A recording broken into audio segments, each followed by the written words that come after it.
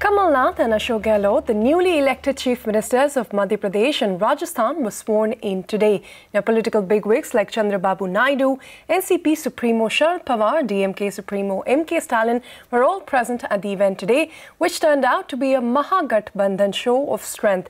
More on that later, but first, here's a look at the sights and sounds from both of these swearing-in ceremonies.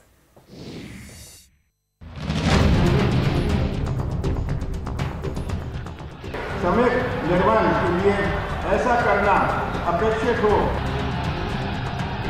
मैं भारत के राज्य के मंत्री के रूप में अपने कर्तव्यों का ईश्वर की सेवा नेताओं की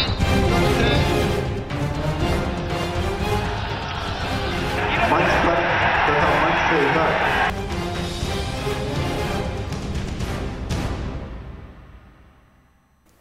Now, Ashok Gehlot has been sworn in as the 14th Chief Minister of Rajasthan, along with Sachin Pilot, who will be his deputy.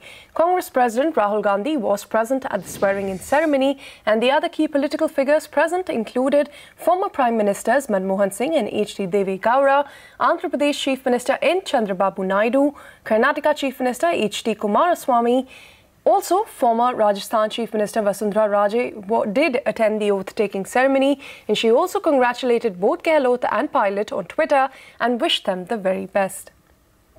Now, from Rajasthan to Madhya Pradesh then, where Congress leader Kamal Nath has also been sworn in as the 18th Chief Minister of Madhya Pradesh. The ceremony was attended by a galaxy of key opposition leaders like DMK's Chief MK Stalin, Andhra's Chief Minister Chandrababu Naidu and former JDU leader Sharad Yadav, just to name a few. Now, former Chief Minister Shivraj Singh Chauhan was also present at the oath-taking ceremony today, but notable absentees were West Bengal's Chief Minister Mamata Banerjee and BSP Chief Mayawati. Now, meanwhile, Kamal Nath has cleared the loan waiver file immediately after assuming charge as the Chief Minister of Madhya Pradesh. Loans of farmers of up to 2 lakh rupees will be waived off. Now, the Delhi High Court has convicted Congress leader Sajjan Kumar in a case relating to the 1984 anti-Sikh riots. Reversing a 2013 order by a CBI special court, the Delhi High Court awarded a life sentence to Sajjan Kumar and made it clear that he will spend the rest of his life in prison. Now, this case relates to the murder of 5 members of a Sikh family after the assassination of the then Prime Minister Indira Gandhi. Reading the judgment in a teary-eyed courtroom, Justice Muralidhar and Vinod Goyal said, the criminals responsible for the mass crimes have enjoyed political patronage and managed to evade prosecution and punishment. Bringing such criminals to justice poses a serious challenge to our legal system. Decades pass by before they can be made answerable. Now, the BJP was also quick to latch on to the verdict and accuse Kamal Nath of involvement in the riots on the day that he took oath as the Chief Minister of Madhya Pradesh. Now, a couple of eyewitnesses' accounts claim that Kamal Nath was present at a Gurudwara in New Delhi orchestrating the riots. But the Nanavati Commission, which was formed to probe the riots, has cleared Kamal Nath. जो committees किसी Congress leader के नजदीक पहुंचती थी तो उसको wind up कर देते थे। जिस जज साहब ने कमीशन में रिपोर्ट दी उनको राज्यसभा का सदस्य बना दिया रिटायरमेंट के बाद। तो यहाँ तक अन्याय हुआ। तो मुझे लगता है कि किसी भी ऐसे राइट का दोषियों को सज़ा मिले, ट्रायल्स हों, फेयर ट्रायल्स हों, उसके साथ क्लोजर होना चाहिए ताकि विक्टिम्स को लगे कि हमारे साथ कहीं ना कहीं तो न्याय हुआ है। All right, now the controversy over Supreme Court's verdict on the Rafale case has led to a ruckus in the Parliament, with both the houses getting adjourned. Congress MP Sunil Jakhar has moved a privilege motion against the Prime Minister in Lok Sabha, accusing him and the government of misleading the Supreme Court. This comes after the centre approached the government seeking a correction in its judgment. The verdict said a report by the Comptroller and Auditor General has been examined by the Public Accounts Committee. Now, the government said that this statement is erroneous, which may have crept in due to misinterpretation of a couple of sentences in an affidavit submitted by the government to the court in a sealed cover. The CAG report on Rafale deal is yet to be examined by the Public Accounts Committee. Now, meanwhile, BJP MP Anurag Thakur has also moved a privilege motion against Rahul Gandhi, accusing him of spreading lies. One of India's fastest-growing B2B commerce and logistics companies has received a Series C round of funding at $23 million. Now, this round was led by existing investors Axel Partners, Jungle Partners, IFC and Innovan Capital.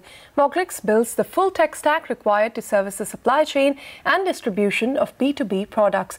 CNBC TV 18 Saina Dhenugara caught up with the founder and CEO Rahul Garg and began by asking him about the evolution of Moglix from being just an online marketplace for B2B products to a full stack supply chain and logistics company. I think when we started, we said we are going to go after and look at how can we serve best the indirect Class C MRO category of products, which all of these manufacturing guys struggle with because they have hundreds or thousands of suppliers and fragmented set of brands, and they don't have a great way to kind of have that transaction being completed. So we had to build the entire stack, whether it is supply chain, logistics, financing, technology. So we built the entire stack of things because none of them was present in the country. As we started to do with this, many of these large companies came to us and said, so we have a lot of the other supply chain problems, whether it is in direct material procurement, whether it is in terms of GST, whether it is in terms of contracting. Can you guys enable me to solve for those challenges? And that's how our SaaS journey evolved. How big the B2B e-commerce space in the country is now? What is the amount of penetration that Moglix has been able to achieve? And where do you see this, or how slowly or fast do you see this growing in the next 2 to 3 years? Only post GST we've expanded rapidly to doing 10 centers. Because we have been able to scale without having to work with each of the state and centered jurisdictions which were separate. So I think the next 5 years, if I look at it, are going to be phenomenal in terms of moving the distribution economy, which is today less than 1%, maybe less than 0.5% of organized distribution, to getting to more 15 to 20 percentage points. But if you look at it, manufacturing is close to 18% of our GDP, $300 billion. What do you hope to do in the next 2 to 3 years? And how do you see this 1% ticking up to 5 to 7 to 10%? In what frame of time as well? If I take consumer e-commerce as a proxy, pretty much India follows a behavior that there are very slow early adopters, and then there is a absolute hockey stick curve that everybody starts to use it, right?